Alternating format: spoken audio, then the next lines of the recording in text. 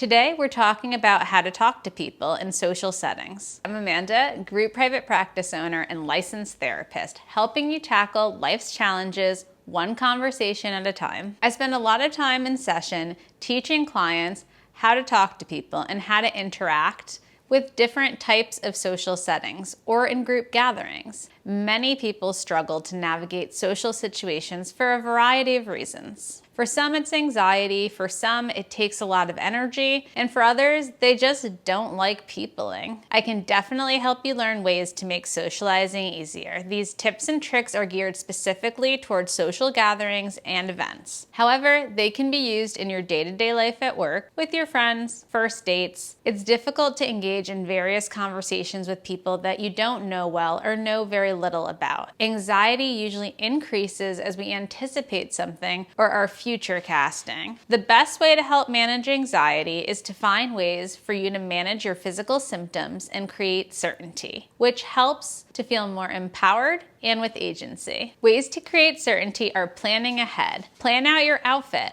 What are general topics that help you feel more comfortable to discuss? Make a list of topics that you feel comfortable asking questions about and navigating small talk on. Practice deep breathing and put some things in a backpack or purse, like a fidget toy, a snack, gum, water, sensory items that feel familiar. If you're someone who really struggles to regulate around social situations, this will help. Sometimes having things around you that are familiar can help ground you during a social event. Once you're at the social event, you can consider going with someone you know and feel more comfortable with. That can help make a helpful transition into something social that's grounding for your nervous system. Find the host or whoever invited you to the party. Greet them and appreciate them.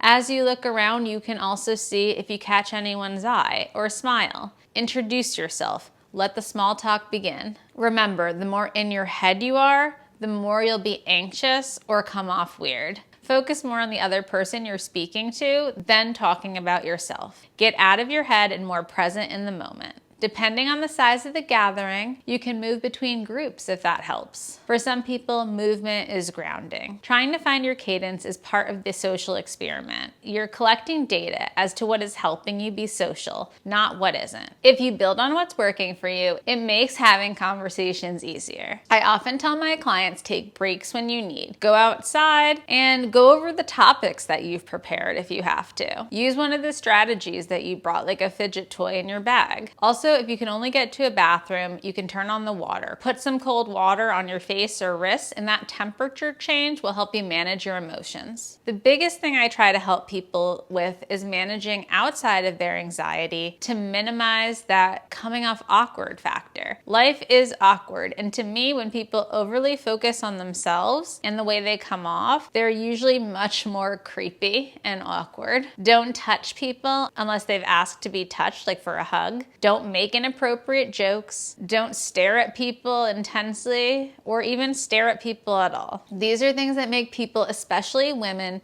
feel very uncomfortable. When conversations are collaborative and reciprocal, it helps you want to remain in the conversation, thus building confidence. When conversations are one-sided and one person takes up all the space, there's no room for others to participate in that conversation. And that usually leaves people to want to leave the conversation or stop paying attention. When we're able to attune to those around us, it can help build stronger connections. The best ways to create connection is through eye contact, observing others, breathing, and being able to connect conversation through showing people you're paying attention. When we feel these things, it makes social situations much easier. If this video helped you understand how to talk to people or be more social, hit like, subscribe, and the bell so you can get notifications about new videos weekly. See you next time.